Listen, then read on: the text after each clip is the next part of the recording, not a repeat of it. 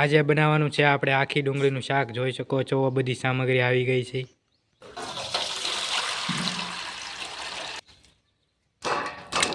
હવે આપણે ટમેટા અને મરચાં ને એવું બધી શાકભાજીને સારા પાણીમાં ધોઈ નાખીશું.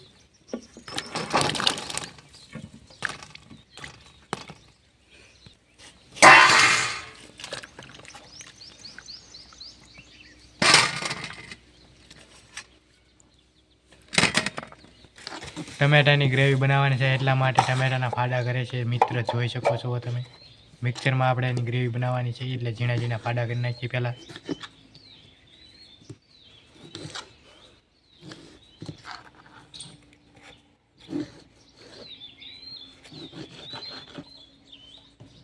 મિક્સરમાં ગ્રેવી કરે છે ટમેટાના ફાડાની. જોઈ શકો છો તમે.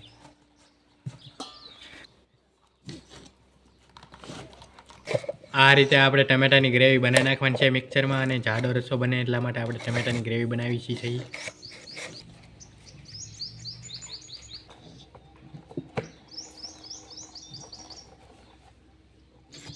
મરચાંની ગ્રેવી બનાવવાની છે એટલા માટે આપણે મરચાં કટિંગ કરી છે. જોઈ શકો છો તમે.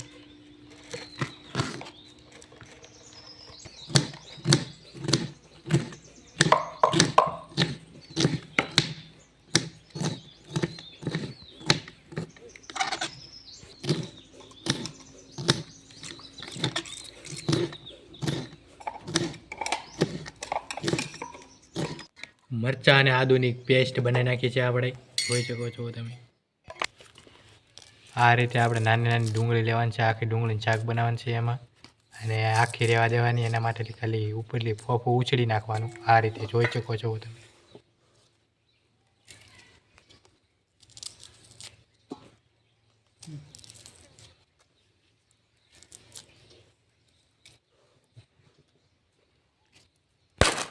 હવે આપણે આ ગોપાલનો સવાણો લાવે છે એનો આપણે ભૂકો કરવાનો છે. તમારે મિક્સરમાં એને નાખી છે. જોઈ શકો છો તમે.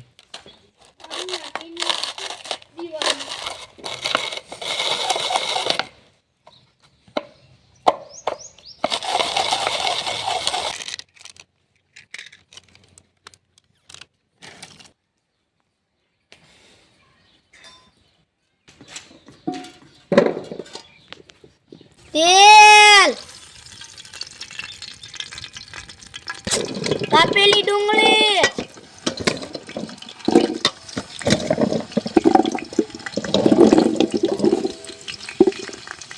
તેલમાં આપણે સારી રીતે ડુંગળીને છેડવી નાખવાની છે.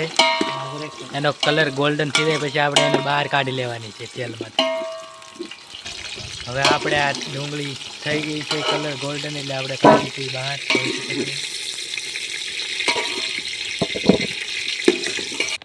જીરું,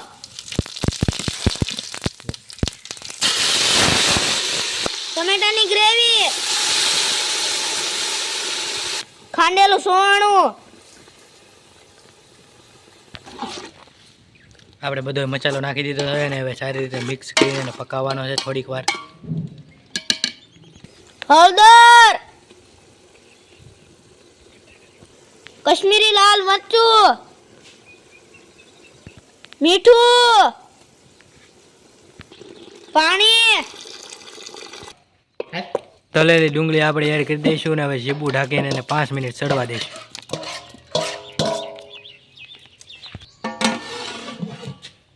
શાકમાં આપણે કોથમરી નાખવાની છે એટલા માટે આપણે કોથમરી કાપી છે. આપણું શાક બનીને તૈયાર થઈ ગયું છે. આપણે નીચે ઉતારી લઈશું ને એમાં હવે કોથમરી એડ કરી દઈશું આપણે.